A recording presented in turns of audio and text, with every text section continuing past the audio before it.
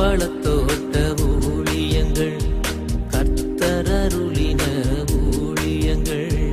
திராட்சை பழத்தோட்ட ஊழியங்கள், கர்த்தரருளின ஊழியங்கள். அவரில் நிலைத்திருந்து கனி கொடுப்போம், கர்த்தர் வாய்க்க செய்வார். அவரில் நிலைத்திருந்து கனி கொடுப்போம், கர்த்தர் வாய்க்க செய்வார். துதி உமக்கே, துதி உமக்கே, துதி உமக்கே என்றுமே என்றும். துதி உமக்கே, துதி உமக்கே, துதி உமக்கே என்றுமே என்றும். துதி உமக்கே என்றுமே என்றும். துதி உமக்கே என்றுமே. சிறியவனை பொழுதிலிருந்தும் எளியவனை குப்பையிலிருந்தும் எடுத்து உயர்த்தி ராஜாக்களோடும் பிரபுக்களோடும் பந்தியிருக்கச் செய்கிற அருமை ஆண்டவர் இயேசு கிறிஸ்துவின் இனிதான நாமத்தினாலே இந்த சத்தத்தை கேட்கின்ற அனைத்து தேவனுடைய பிள்ளைகளுக்கும் என்னுடைய அன்பான வாழ்த்துகள். நீங்கள் கோடாக்கோடியை பெருகுவீர்களாக, உங்களுடைய பிள்ளைகள் கோடாக்கோடியை பெருகுவார்களாக என்று வாழ்த்துகின்றேன், ஆசீர்வதிக்கின்றேன். விரியத்துக்குரியவர்களே, இந்த நாட்களிலே நாம் நம்முடைய நாசிரியர் திராட்சை பழத்தோட்ட ஊழியர்களின் சார்பாக தூத்துக்குடி மாவட்டம் அந்த சாத்தாங்குளம் ரோட்டில் அடைக்கலான் குருவி எனப்பட்ட ஒரு ஆவிக்குரிய முதியோர் இல்லத்தை நான் நடத்தி வருவது நீங்கள் அறிவீர்கள். அது முழுவதும் ஆவிக்குரிய ஒரு இடம், முதியோர் இல்லம். அங்கே இருப்பவர்களுக்காக தினந்தோறும் ஜெபங்கள் ஏறெடுக்கப்பட்டு வருகிறது. நல்ல நல்ல தேவனுடைய பிள்ளைகள் மற்றும் ஊழியக்காரர்கள், குருவானவர்கள் வந்து ஜெபத்தில் அவங்க நடத்துகிறாங்க. அவர்களுக்கு ஒரு பக்கம் ஜெபம், இன்னொரு பக்கம் நல்ல போஷாக்கான உணவுகளை நாம் கொடுக்குறோம். விதவிதமான உணவுகள் அவர்களுக்கு பரிமாறப்படுகின்றது. அது மாத்திரமல்ல, அவர்களை ஞாயிறுதோறும் நம்ம ஆவிக்குரிய ஆராதனைக்கு அழைத்து கொண்டு செல்கிறோம். அவர்களுக்கு நல்ல காற்றோட்டமான பெரிய இடம், அடைத்து வைப்பதில்லை. எனவே இதை அனைவருக்கு அறிமுகப்படுத்தி அழைத்து கொண்டு வாருங்கள். நிறைய இடம் அங்கே இருக்கிறது தங்குவதற்கு. இது மாத்திரமல்ல, பக்கத்திலே நாம் இப்பொழுது இருக்கிற இன்னும் 3 ஏக்கரை கொடுத்துருக்காங்க. அதில் அநாதை பிள்ளைகளுக்கான இல்லத்தையும் ஸ்கூலையும் கட்டணும்னு ஆசைப்படுறோம். அதற்காகவும் நீங்கள் ஜெபித்து கொள்ள வேண்டும் என்று உங்களை அன்போடு கூட கேட்டுக்கொள்கிறோம். விருத்துக்குரியில் இந்த வாரம் சனிக்கிழமை மார்த்தாண்டம் வெட்டுமணி ஜங்ஷனில் உள்ள அந்த பாலத்துக்கு கீழாக இருக்கிற ஒய்எம்சி ஹால், லெஃப்ட் சைடில் போயிடாதீங்க, ரைட் சைடில் வலது பக்கமாக மேலே ஏறிவாங்க. அங்கே உங்களுக்காக நான் காத்திருப்பேன். கூட்டத்தில் இருந்ததிலே உங்களுக்காக நான் தனித்தனியாக கத்திர சித்தமானால் ஜெபிப்பேன். அனைவருக்கும் நம்முடைய ஊழியத்தின் சார்பாக நல்ல அன்பின் விருந்து வழங்கப்படும் என்பதையும் மகிழ்ச்சியோடு தெரிவித்துக் கொள்கிறேன். மாத்தாண்ட பகுதியில் எக்கச்சக்கமான ஆட்கள் நம்ம நிகழ்ச்சியில் டெய்லி பார்க்குறீங்க. இதை நீங்கள் சான்ஸை வேஸ்ட் பண்ணிடாதீங்க, கண்டிப்பாக வாருங்கள் என்று அழைக்கின்றோம். பிரித்துக்குரியவர்களை, இந்த நாட்களில் தொடர்ந்து ஆண்டவர் இயேசு சிலுவையில் சொன்ன 7 வார்த்தைகளை நான் தியானித்து வருகிறோம். அநேகருக்கு அது ஆசீர்வாதமாக இருப்பதை கேள்விப்பட்டு நான் ஆண்டவரை துதிக்கின்றேன். இன்றைக்கும் கூட இதோ இயேசு சிலுவையில் பேசிய 5வது வார்த்தை பாருங்கள். யோவான் 19வது அதிகாரம் 28வது வசனம். அதன் பின்பு எல்லாம் முடிந்தது என்று இயேசு அறிந்து வேத வாக்கியம் நிறைவேறத்தக்கதாக தாகமாக இருக்கிறேன் என்றார்.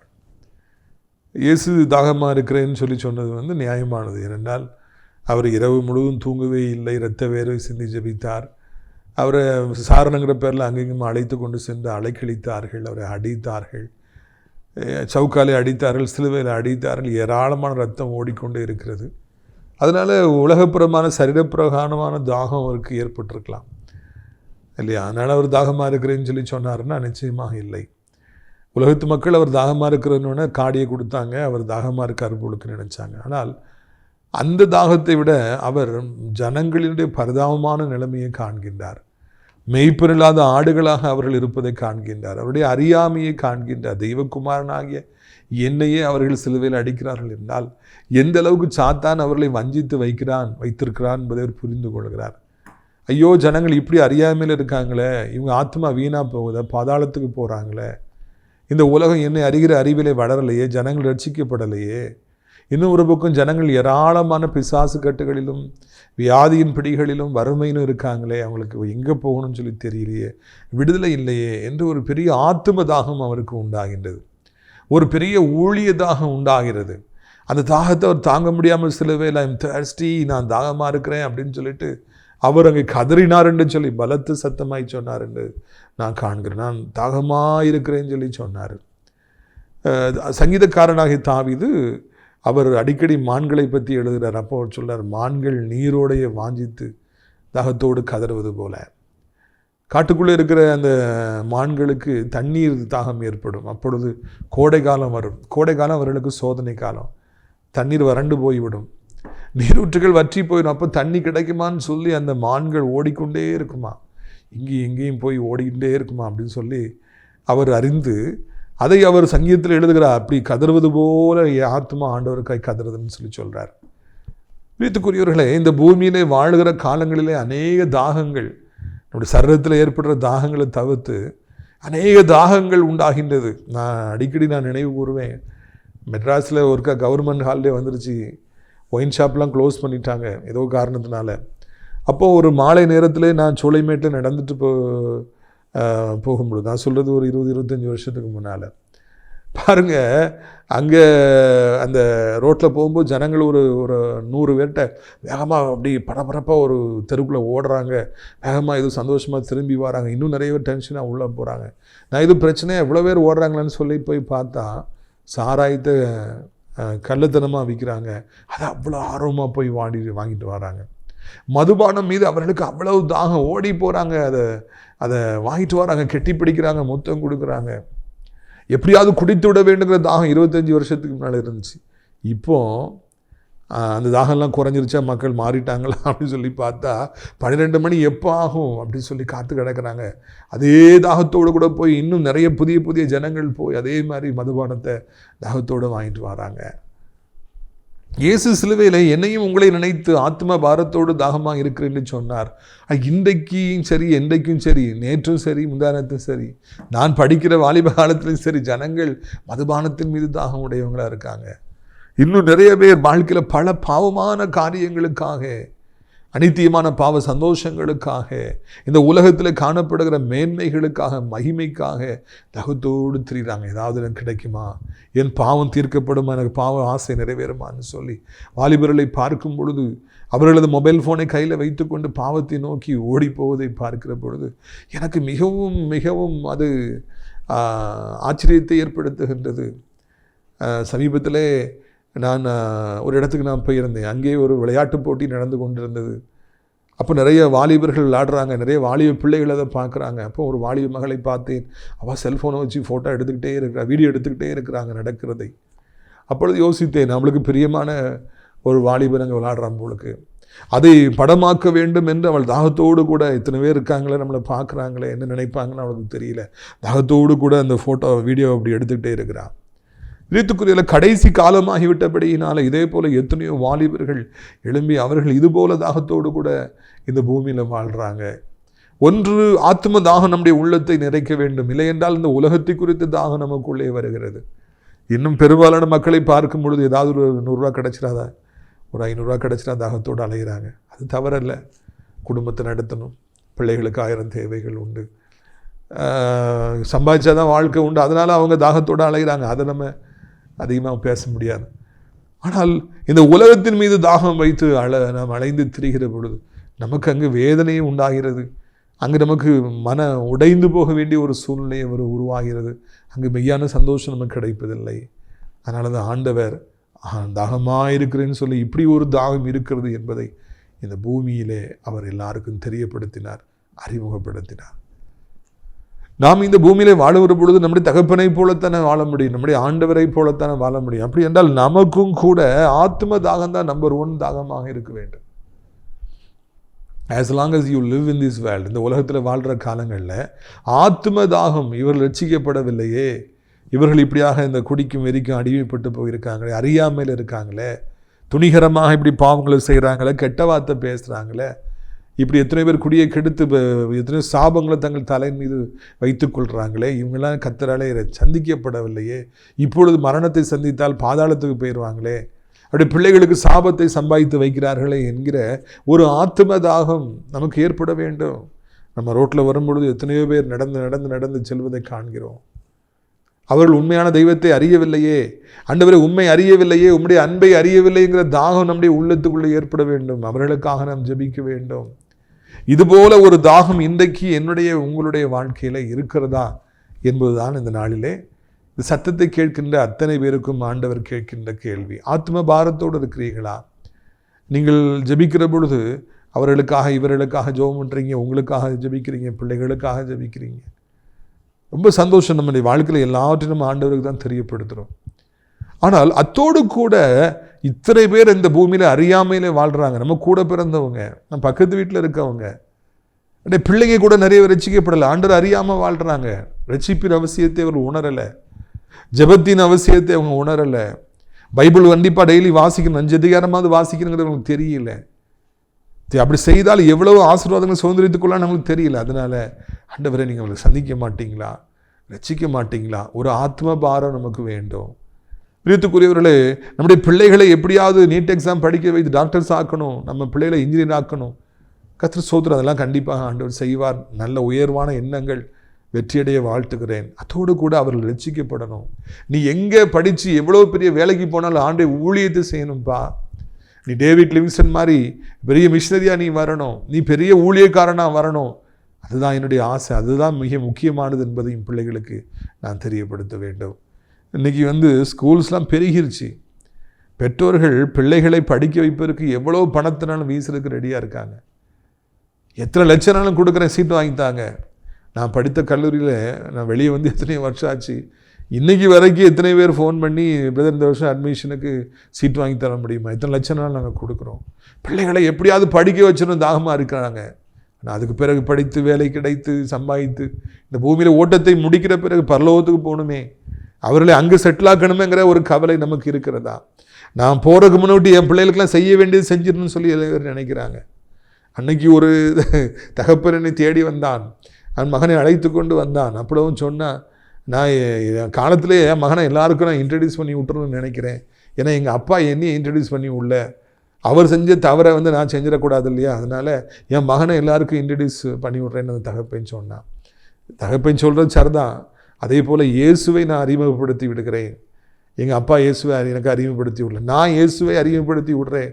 அவன் எங்கே போனாலும் பிழைச்சிக்குவான், ஆண்டவருக்காக பிடிச்சிக்கிட்டானா பிழைச்சிக்குவான் அப்படின்னு அவர் சொல்லவில்லை. இந்த பூமியில் இருக்கிறவர்கள் அப்படித்தான் இருக்கிறார்கள் என்பதை நாம் நினைவிலே கொள்ள வேண்டும். பிரியத்துக்குரியவர்களே, அப்படி நாம் நினைவிலே கொள்வோம் என்றால் நிச்சயமாக நம்முடைய ஆண்டவர் நம்மை அளவில்லாமல் ஆசீர்வதிப்பார் என்பதை நாம் மறந்து போகவே கூடாது. தொடர்ந்து நான் வாசிக்கிறேன் பாருங்கள். அதில் அந்த யோவான் 19வது அதிகாரத்தில் 29வது வசனத்தை பாருங்கள். காடி நிறைந்த பாத்திரம் அங்கே வைக்கப்பட்டிருந்தது. அவர்கள் கடற்காலானை காடியிலே தோய்த்து ஈசோப்பு தண்டிலே மாட்டி அதை ஒரு வாயிலிடத்தில் நீட்டி கொடுத்தார்கள்.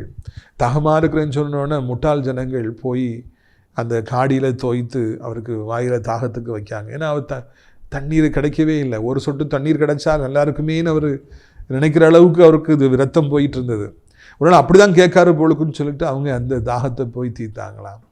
என்ன வேதனை பார்த்தீர்களா? அவர் ஆத்மா தாகத்தை நினைத்து சொல்லுகிறார், இவர்களோ இவர் தாகத்தை தீர்க்கிறதுக்கு முயற்சி எடுக்கிறாங்க. பிரியத்துக்குரியவர்களே, இன்றைக்கி நிறைய பேர் நம்ம ஆண்டவரை சரியானபடிக்கு புரிஞ்சு கொள்றதில்ல. எதை நம்மகிட்ட ஆண்டவர் எதிர்பார்க்குறாரு, எந்த பாதையில் நம்ம போகணும்னு நினைக்கிறாரு, நம்ம எப்படி வாழணும்னு நினைக்கிறாருன்னு சொல்லி நிறைய பேருக்கு தெரியறதே கிடையாது. எதுக்காக இந்த வேலையை ஆண்டவனைக்கு உங்களுக்கு கொடுத்தாரு யோசித்து பாருங்க. உங்கள் ஃப்ரெண்ட்ஸ் எத்தனை பேர் இருக்காங்க, அவங்களுக்குலாம் அந்த வேலையை கொடுக்கல, ஆண்டவர் உங்களுக்கு தான் அந்த வேலையை கொடுத்துருக்காரு. ஆண்டவர் உங்களுக்கு தான் நம்மளை வல்லமையை கொடுத்துருக்காரு. யோசித்து பாருங்கள், எத்தனை பேர் வெளிநாட்டுக்கு போகணும்னு நினச்சாங்க, அவங்களெல்லாம் போக முடிஞ்சுதா? உங்களுக்கு தானே அந்த சான்ஸ் கொடுத்துருக்காரு. அப்போ எதுக்கு ஒரு காரணம் இருக்கணும் இல்லையா? எதற்காக ஆண்டவர் இந்த நன்மைகள்லாம் கொடுத்துருக்காரு? ஆண்டவருடைய தாகம் ஒரு பக்கம் உங்கள் மேலே இருக்குது, என் மகன் இதை செய்வான் அதை செய்வா, அவன் என் மகா செய்வான்னு சொல்லி கொடுத்துருக்காரு. நாமும் அந்த தாகத்தை புரிந்து கொள்வதில்லை. ஆண்டவர் எதற்காக நம்மை ஆசீர்வதித்திருக்கிறார், உயர்த்தி வைத்திருக்கிறார்னு சொல்லி நமக்கு தெரிவதில்லை. அதே போல் சில நேரங்களில் நம்முடைய பெற்றோர்கள் அவங்க நம்ம மேலே சில காரியங்களை ஆசைப்படுவாங்க. நம்முடைய மனைவி பிள்ளைகள், கணவர் பிள்ளைகள் சில காரியங்களை ஆசைப்படுவாங்க. சகோதர சகோதரிகள் நம்மகிட்ட சில காரியங்களை எதிர்பார்ப்பாங்க. அவங்க ஒன்று எதிர்பார்ப்பாங்க, நம்ம ஒன்று செய்வோம். இன்றைக்கி இப்படி தான் இருக்குது உலகம். நம்மகிட்ட ஜனங்கள் ஒரு காரியத்தை எதிர்பார்க்குறாங்க, நாமளும் வேறு காரியத்தை செய்கிறோம். அவங்கள புரிந்து கொள்ள முடியாமல் போகிறோம். இது வேதனையான ஒரு காரியம். கிறிஸ்து உங்களுக்குள்ளே இருக்கிற பொழுது நீங்கள் யாரை வேண்டுமென்றாலும் எளிதில் புரிந்து கொள்வீங்க. அவங்க இதுதான் எதிர்பார்க்குறாங்கன்னு சொல்லி உங்களுக்கு தெரிய வரும். அவங்க இதுதான் ஆசைப்படுறாங்கன்னு சொல்லி உங்களுக்கு தெரிய வரும். ஆனால் கிறிஸ்து இல்லை என்றால் உங்களாலே அதை புரிந்து கொள்ளவே முடியாது என்பதை நீங்கள் உணருங்கள். அநேகர் இன்றைக்கு நம்மை புரிந்து கொள்ளாமல் போகும் பொழுது நாம் வருத்தப்படுறோம். ஏன் இத்தனை வருஷம் இருந்து என்னை புரிஞ்சு கொள்ளலையா? பிலிப்புவே, இத்தனை காலமாக என்னோடு இருந்து நான் யாருன்னு உனக்கு தெரியலையா? நான் தான் பிதான்னு தெரியலையான்னு சொல்லி ஆண்டவர் பிதாட்ட பிலிப்புட்ட பேசினார். இவ்வளோ காலம் என்னோடு இருந்தும் உன்னால் புரிஞ்சு கொள்ள முடியலையா? That is a point. அதுதான் ஆண்டவரை துக்கப்படுத்துச்சு. இவ்வளோ காலம் இருந்து நான் தான் பிதான்னு உனக்கு தெரியலையா? பிதா என்னிலும் நான் பிதாவிலும் இருக்கிறது உனக்கு உணர முடியலையான்னு சொல்லி கேட்டார். இன்றைக்கி எத்தனையோ பேர் நம்முடைய வாழ்க்கையில் நம்முடைய நல்ல எண்ணத்தை புரிந்து கொள்ளாதபடி, நம்முடைய அன்பை புரிந்து கொள்ளாதபடி, நாம் அவர்களுக்கு உண்மையாக இருப்பதை புரிந்து கொள்ளாதபடிக்கு போயிடுறாங்க. வேறு ஏதோ நினச்சிட்டு போயிடுறாங்க. அப்பொழுது அது நமக்கு மிகுந்த துக்கத்தை ஏற்படுத்துகிறது. எவ்வளோ பேர்கிட்ட நம்ம பாசம் காமிக்கிறோம், எவ்வளோ பேருக்கு ஓடி ஓடி போய் என்னெல்லாமோ செய்கிறோம், உதவி செய்கிறோம். ஆனால் அவங்களுக்கு அதெல்லாம் எதுவுமே புரிகிறதே கிடையாது. What a pity it is. எத்தனையோ பெற்றோர்கள் இன்றைக்கி பிள்ளைகளை தூக்கி வளர்க்குறாங்க, உயிரே கொடுத்து வளர்க்குறாங்க. ஆனால் அந்த பிள்ளைகள் பெரிய ஆளான பிறகு அம்மா அப்பாவை புரிஞ்சுக்கிறதே கிடையாது, பார்க்க வர்றதே கிடையாது. காசு அனுப்பு, அங்கே இப்போ அதை வாங்கி கொடு, இதை வாங்கி கொடு. அவங்க காசையே எதிர்பார்க்குறாங்க, அதை எதிர்பார்க்குறாங்களா, இதை எதிர்பார்க்குறாங்க. இல்லைங்க, நீங்கள் போய் பார்க்கணும், நீங்கள் கூட இருக்கணும், உங்கள் அன்பு முகத்தை பார்க்கணும்னு சொல்லி அவங்க விரும்புகிறாங்க. ஒரு வயசான தாய் தகப்பன் உண்டு, எனக்கு மறக்கவே முடியாது. அங்கே அந்த தாய் தகப்பனில் அந்த அப்பா ரொம்ப அப்ரைட் மேன், ஒரு நல்ல பரிசுத்தவான். பண விஷயத்தில் ₹1 கூட அவர் அடிக்கடி என்ன சொல்லுவார், பிரதர் நான் ₹1 கூட யாரையும் ஏமாத்துனது கிடையாது அப்படின்னு சொல்லிட்டு. அவங்களுக்கு ஒரே ஒரு மகன். அந்த மகனை பார்க்கணும், மகன் வீட்டுக்கு வரணும்னு சொல்லி அப்பா அம்மா 2 பேருக்குமே ஆசை. முக்கியமாக அப்பாவுக்கு ரொம்ப ஆசை. அது ஒரு பலகீனமான ஒரு பாண்டம், ஏற்கனவே ஹார்ட்லாம் நிறைய பிரச்சனை இருந்தது. அந்த மகன் ஒரு வருஷத்துக்கு கழித்து வந்திருந்தார். வந்துட்டு அவர் வீட்டில் தங்காமல் அவர் லாட்ஜில் தங்கியிருந்தார் ஒருத்தர் கூட. அப்போது இவங்க எதிர்பார்க்குறாங்க, பையன் நம்ம கூடயே இருக்கணும், நம்ம கூடயே தங்கணும். அவர் அங்கேயே தான் கிடப்பார். வீட்டில் சாப்பாடு பொங்க சொல்லி அதை கொண்டு போய் அவங்களுக்கு கொடுத்துருவார். எப்போமாவது வர்றது சாப்பாடை வாங்குறதுக்கு தான். அம்மா அப்பாவுக்கு டைமே ஸ்பெண்ட் பண்ண மாட்டேன். அவங்க காத்து கிடப்பாங்க, தவம் கிடப்பாங்க. 1 வருஷம் ஆச்சு மகன் வந்திருக்கிறானே அப்படின்னு சொல்லிட்டு. மகன்கிட்ட பேசணும்னு ஆசைப்படுவாங்க. மகன் அவங்கள பற்றி கவலைப்படுறதே இல்லை. அந்த ஆளை திருப்திப்படுத்தணும், அந்த நபரை திருப்திப்படுத்த முடியாத நபரை திருப்திப்படுத்தணும்னு சொல்லி ஓடினார். பிரித்துக்குரியவர்களே, என்னாச்சு தெரியுமா? அந்த மகனை அப்புறம் போயிட்டார். யாருக்காக அவர் ஓடினாரோ, யாருக்காக போய் ஓடி ஓடி போய் எல்லாம் செஞ்சாரோ, அவரை விட்டு போயிட்டார். அந்த மகன் செஞ்சதெல்லாம் வீணாக போயிடுச்சு. இன்னொரு பக்கம் அந்த ஏக்கத்திலேயே, என் மகன் என்னை பார்க்கலையேங்கிற ஏக்கத்திலேயே அந்த தகப்பனும் திடீர்னு மறைச்சு போயிட்டார். அந்த தகப்பன் திடீரென்று மரணத்தை சந்தித்தார். அந்த செய்தி என்னை மிகவும் அதிர்ச்சிக்குள்ளாக்கியது. மகன் எப்போ வருவான், எப்போ மகனை பார்க்கலாம், எப்போ மகன் கூட சாப்பிடலாம், எப்போ மகன் கூட பேசலாம், எவ்வளோ ஆர்வமாக காத்திருந்தாங்க. ஆனால் கடைசி வரைக்கும் மகன் வரலை. அந்த மகன் வரணும்னு நினைக்கும் போது அப்பா மறைச்சு போகிறாங்க. அதுக்கு பிறகு மகன் ரொம்ப வருத்தப்பட்டார். எங்கள் அப்பாவுக்கு நான் டைம் ஸ்பெண்ட் பண்ணவே இல்லை. என்ன பிரயோஜனம்? உயிர் போயிடுச்சு, ஜேர்னி முடிஞ்சிருச்சு, ஜேர்னி இஸ் கம்ப்ளீட்டட். இப்போ ரிக்ரெட் பண்ணி என்ன பிரயோஜனம் சொல்லி பாருங்கள். ஐயா, இன்றைக்கி இயேசுடைய தாகத்தை புரிஞ்சு கொள்ள முடியாமல் இது காடியை கலந்து கொடுத்த மாதிரி இன்றைக்கி எத்தனையோ பேர், காடினா கசப்பு, நம்ம உடனே நினைக்கும் பொழுது அதை புரிஞ்சு கொள்ளாமல் கசப்பானது செஞ்சிடுறாங்க, வார்த்தைகளால் வேதனைப்படுத்திடுறாங்க. வான்னு சொல்லும் பொழுது அவங்க வேறு பக்கமாக போகிறாங்க. அதனால் அநேக காயங்கள் ஏற்படுகிறது. வாழ்க்கை காடி மாறா கசப்பாக மாறிவிடுகிறது. எத்தனை கோடிகள் இருந்தால் என்ன, எவ்வளவு செல்வங்கள் இருந்தால் என்ன, நம்ம நினைக்கிறத நமக்கு பிரியத்துக்குரியவர்கள் புரிந்து கொள்ளலை அப்படின்னா என்ன பிரயோஜனம்? ஒரு பிரயோஜனமும் அங்கே இல்லவே இல்லை. இயேசுவுக்கு அவங்க காடியை கொடுத்தாங்க, என்னையா பிரயோஜனம்? அவர் அதை நினச்சா துடிச்சார், அதையா கேட்டார். ஆண்டவர் எதையுமே கேட்குறது இல்லைங்க. தங்கத்தை தான், வெள்ளியை தான் சொல்லி கேட்குறதில்ல, உங்கள் அன்பை தான். எப்படி அந்த தகப்பன் அவர் என் மகன் வருவான் என்கிட்ட டைம் ஸ்பெண்ட் பண்ணணும் எதிர்பார்த்தாரோ, அதே மாதிரி தான் இன்றைக்கி அதிகாலமே ஆண்டவர் நம்மளை தேடி வரார். என் மகன் எப்போ எந்திப்பான், என்னோட எப்போ பேசுவான்.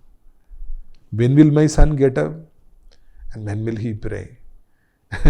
இந்த வாரம்லாம் ஆண்டவர் என்னை அதிகாலமே 3 மணிக்கெலாம் 3:30 மணிக்கெலாம் தேடி வந்துட்டார். எந்தி நீ ஜோம் என்னோட பேசு. ஆண்டவர் அதிகாலமே என்னை தேடி வருவதை நான் பல முறை என்னுடைய வாழ்க்கையில் எத்தனையோ வருடங்களாக உணர்ந்திருக்கிறேன்.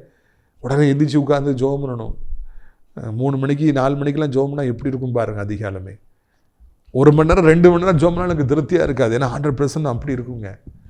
அதிகாலமே மனிதனை தேடி தேவாதி தேவன் ஓடி வாரார்னா அதை இன்னைக்கு வரைக்கும் என் வாழ்க்கையில் அனுபவிக்கின்றேன். அவர் எந்த அளவுக்கு நம்மை நேசிக்கிறார், எந்த அளவுக்கு நம்முடைய சத்தத்தை கேட்கணும்னு ஆசைப்படுறார். நான் சொன்ன எக்ஸாம்பிள், அந்த அப்பா மகனை பார்க்கணும், மகன்கிட்ட பேசணும்னு ஆசைப்பட்டார்.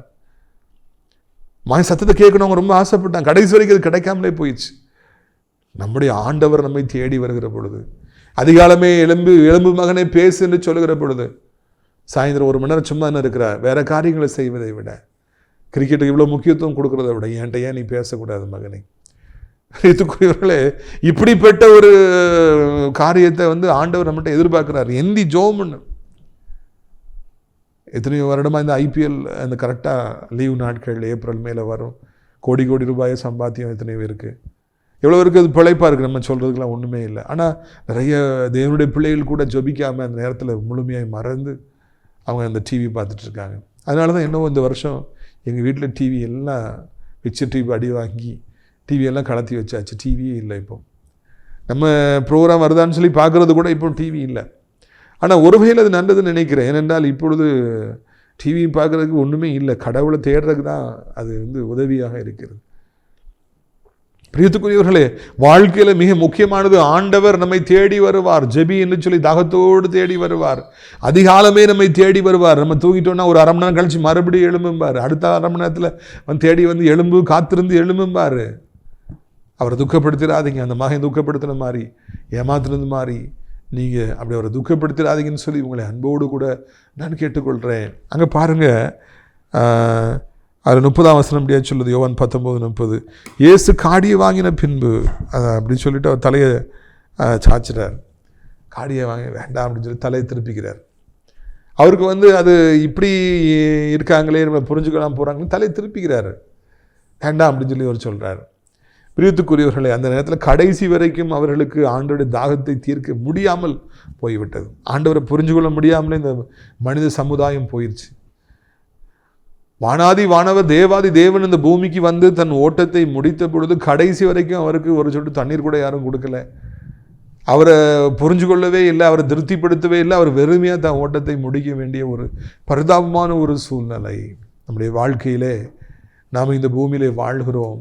நாம் ஒருபொழுதும் ஆண்டவரை ஏமாற்றி விடாதபடிக்கு நம்மால் முடிந்ததை நாம் செய்வோம். நாம் முடிந்த அன்பை எல்லோருக்கும் காண்பிப்போம். நம்மகிட்ட அன்பு இருக்குது அப்படின்னா அது காடியாக அல்ல. அன்பை நாம் எல்லாருக்கும் நாம் காமிக்கும் பொழுது, ஆண்டவர் காடியை காமிச்சாங்க, நம்ம அன்பை போய் ஆண்டவர் காமிப்போம். ஒன்று, ஆண்டவர் நம்மை தேடி வருகிறார், அதிகாலமே எழும்பி நம்ம ஜெபிக்கணும். இன்னொரு பக்கம் அன்பை காண்பிக்க வேண்டும். நாம் கர்த்தருடைய பிள்ளை என்றால் அந்த அன்பு நம்முடைய உள்ளத்தில் இருக்க வேண்டும். அன்பில்லாதவன் தேவனை அறியான் என்று அடைக்கலான்குரிய முதலிடத்தில் நம்ம எழுதி வைத்திருக்கிறோம்.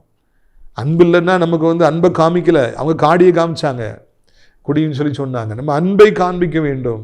இந்த பூமியிலே நாம் வாழுகிற காலங்களிலே நம்முடைய தெருவில் இருப்பவர்களுக்கு, நம்முடைய பக்கத்து வீட்டில் இருப்பவர்களுக்கு, இன்னுமாக இந்த பூமியில் கர்த்தர் நம்முடைய வாழ்க்கை பாதையில் யாரெல்லாம் நம்ம கூட பிரயாணம் பண்ணணும்னு டெஸ்டைன் பண்ணி வச்சுருக்காங்களோ அவங்களுக்கெல்லாம் நம்முடைய அன்பை அவர்களுக்கு காண்பிப்போம். குறையில்லாதவர்கள் மனிதர்கள் அல்லவே அல்ல, எல்லாரும் மனிதர்கள் தான், குறைவுள்ளவர்கள் தான்.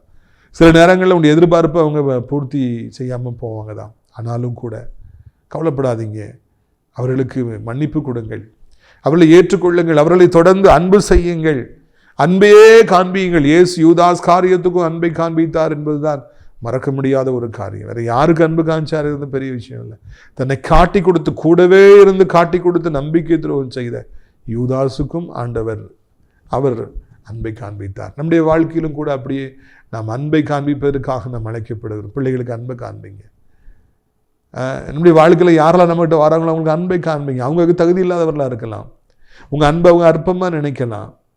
நீ அன்பு கவனிச்சோன்னே இழிச்சவாயின்னு சொல்லி நினைக்கலாம். அவங்களுக்கு எல்லா தீங்கும் செய்யணும்னு சொல்லி அவங்க நினைக்கலாம். அதெல்லாம் ஆண்டவர் பார்த்து கொள்வாருங்க. நம்முடைய ஆண்டவருக்கு நம்ம அன்பை காண்பிப்போம். நம்ம ஆண்டு பிள்ளைகளாக இருக்கிறதுனால எல்லாருக்கும் அன்பை காண்பிப்போம். சர்ச்சைக்கு போகிறோன்னா அன்பை காண்பிப்போம். வெறுப்பை காண்பிக்கக்கூடாது, காடியை காண்பிக்க தூக்கி கொடுக்கக்கூடாது. நம் அன்பையே காண்பிக்கும்படியாக நாம் அழைக்கப்படுறோம். பிரியத்துக்குரியவர்கள், இப்படியாக செய்கின்ற பொழுது ஆண்டவர் உங்களை அளவில்லாமல் ஆசீர்வதிப்பார் என்பதை நீங்கள் புரிந்து கொள்ள வேண்டும். இந்த பூமியில் உயிரோடு இருக்கிற காலமெல்லாம் அன்பையே காண்பியுங்கள். அவர் தாகமாக இருக்கிறேன்னு சொல்லி சொன்னதை நினைத்து கொள்ளுங்கள். உங்கள் அன்பை பார்த்தே எல்லாரும் இழுக்கப்படுவாங்க. ஆண்டோட தாகம் உங்களுக்கு இருந்துக்கிட்டே இருக்கட்டும். ஆத்ம தாகம் இருந்துக்கிட்டே இருக்கட்டும். ஊழிய தாகம் இருந்துக்கிட்டே இருக்கட்டும். எனக்கு அந்த தாகம் இருக்கிறதுனால தான் வருமானத்தெல்லாம் ஊழியத்துக்காக கொடுத்து, மக்களுக்கு சாப்பாடு போட்டு, ஒவ்வொரு ஊராக அலைந்து முதியோர் இல்லத்தை ஆரம்பித்து, அந்த அன்பு, ஆண்டவருடைய அன்பு, கல்வாரி அன்பு நெருக்கிறதுனாலையும் இந்த ஊழியதாக இருக்கிறதுனால தான் இன்றைக்கி இவ்வளவு ஓடி ஓடி ஓடி கர்த்தருக்காக பணி செய்ய முடிகிறது. பிரியத்துக்குரியவர்களை உங்களை ஆசீர்வாதத்துக்கு ஜெபிக்க விரும்புகிறோம். இந்த பாருங்க, அப்படி ஒவ்வொரு வார்த்தையாக சிலுவையில் தொங்கிய 7 வார்த்தைகளை நம்ம தியானிச்சுட்டு வரோம். நிச்சயமாக இவைகள் உங்களுக்கு ஆசீர்வாதமாக இருக்கும். அதை இப்போ தியானியுங்கள். தொடர்ந்து அடுத்த 2 வார்த்தைகளையும் 6, 7 நம்ம தியானிக்க கர்த்தர் உதவி செய்வாராக. ஜெபிக்கலாமா?